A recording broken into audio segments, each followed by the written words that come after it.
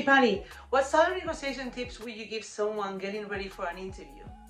This could perfectly be a $1,000,000 question, as it's something I'm asked many times during my mentorship sessions. And of course, there are several things you should consider when thinking about how to negotiate your salary.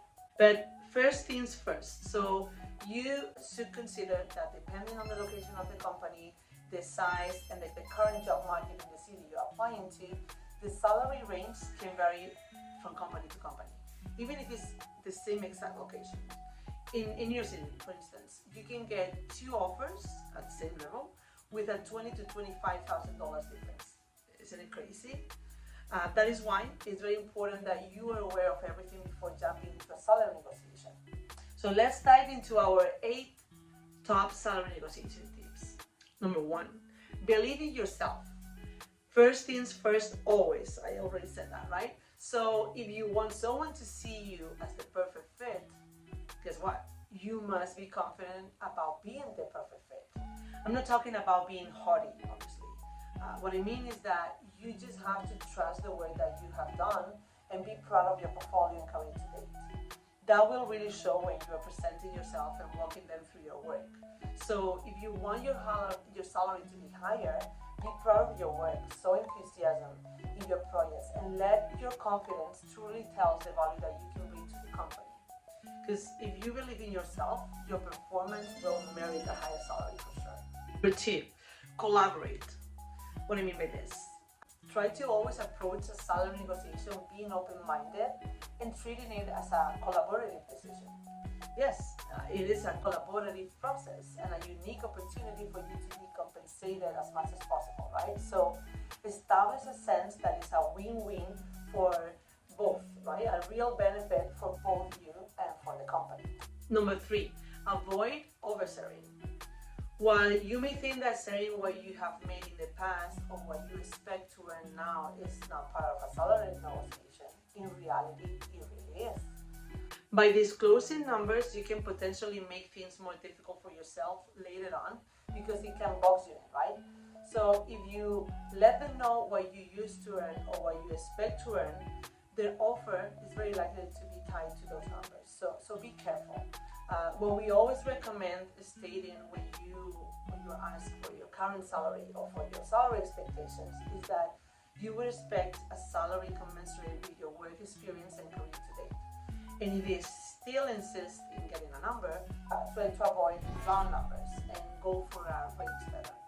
This way, you will be leaving the ball in their court by inferring you expect what they think is fair for someone with your profile and experience, and you won't be tied to a fixed number that can put you in troubles.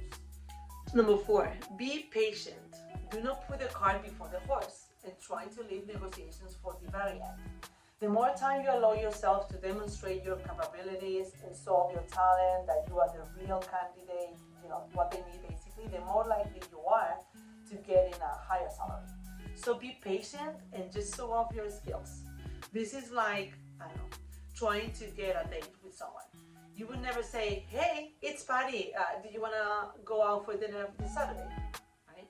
Instead, you will build a relationship with the person, exchange experiences, interests, concerns, and then when you've built your net around them is when you make the irresistible offer, right? Something like that. I don't really remember how it works anymore, but you get my point.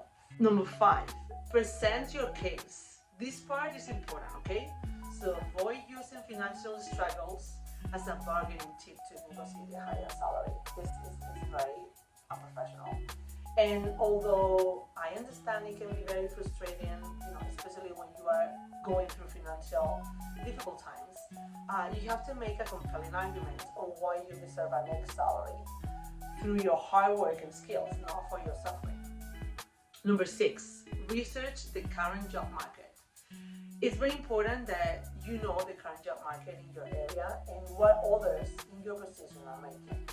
I know that there are sites where you can see the salary average for a job title, a specific city, or even a company, but I'm not a big fan at all of these types of platforms because to be honest, here in Architect US, we've seen many times that they lead to interactions with firms that are based on incorrect numbers. So that can also put you in trouble because you're expecting a way higher salary than what in reality, the company can offer for someone at your level or at that position.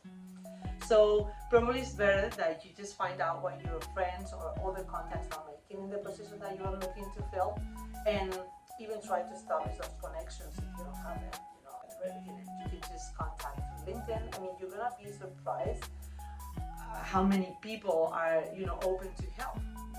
When it comes to your career development. So use all those tools. Number 7.